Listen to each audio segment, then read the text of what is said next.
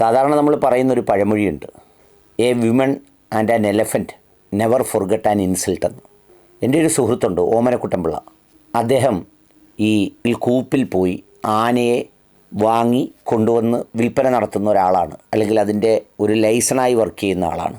അദ്ദേഹം പറയാറുണ്ട്, എങ്ങനെയാണ് ആനപ്പക അല്ലെങ്കിൽ ആന ഓർത്തിരിക്കുന്ന ചില കഥകളൊക്കെ ഒരിക്കൽ അഭിമുഖത്തിൽ എന്നോട് പറഞ്ഞിരുന്നു.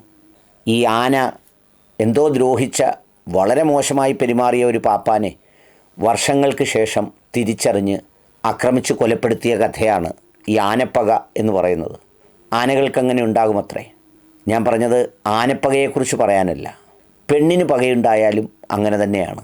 അതിന്ന് നമ്മുടെ രാജ്യത്ത് പാർലമെൻറ്റിൽ കാണിക്കുന്ന ഒരാളുണ്ട്. അത് മറ്റാരുമല്ല, മെഹുവ മൊയ്ത്ര. തൃണമൂൽ കോൺഗ്രസിൻ്റെ MP ആണ്.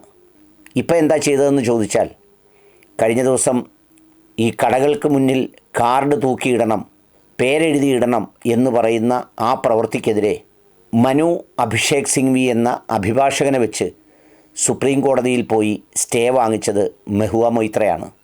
മെഹുവ മൊയ്ത്രയ്ക്ക് ഈ പറഞ്ഞ നിലപാടുകളോടൊപ്പം അത്രമേൽ പ്രതികാരവാഞ്ഛയുണ്ട് ഈ സർക്കാരിനോടും BJPയോടും.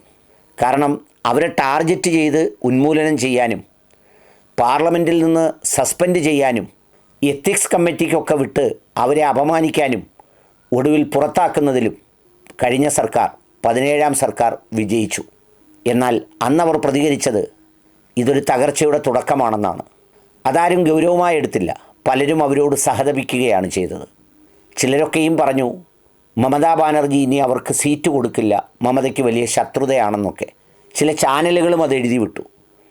പക്ഷെ പിന്നെ കണ്ടത്, ഈ 18ാം ലോക്സഭയിലെ തെരഞ്ഞെടുപ്പിൽ സ്ഥാനാർത്ഥിയായി നിന്ന് 2 തവണ പ്രധാനമന്ത്രി പ്രചരണത്തിന് പോയ മണ്ഡലത്തിൽ നിന്ന് തികഞ്ഞ ഭൂരിപക്ഷത്തോടെ പാർലമെൻറ്റിലേക്കെത്തി അവിടെ വെച്ച് ആ പക തീർക്കുന്നതാണ് കണ്ടത്. സത്യത്തിൽ ഞാൻ ഓർത്തത് ആ പക അവിടെ തീരുന്നു എന്നാണ്.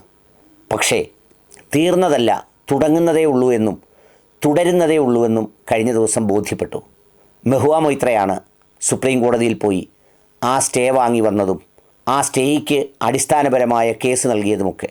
ഒരു MPക്ക് എന്ത് കാര്യമെന്ന് ചോദിച്ചാൽ ഇത്തരം ചില കാര്യങ്ങളും നിലപാടുമാണ് ഓരോരുത്തരെയും വ്യത്യസ്തരാക്കുന്നത്. മൗനം കൊണ്ടും പ്രസ്താവന കൊണ്ടും നെടുങ്കൻ വാചകങ്ങൾ കൊണ്ടും ആളുകളെ കബളിപ്പിക്കുന്നതിലല്ല, അതിൻ്റെ ഉത്തരവാദിത്തപ്പെട്ട ഇടങ്ങളിൽ പോയി അതിന് റിലീഫ് വാങ്ങുന്നതിന് എന്ത് വേണമോ അത് ചെയ്യുന്നതാണ് മിടുക്ക്. മെഹുവ മൊയ്ത്രയ്ക്ക് അഭിനന്ദനങ്ങൾ.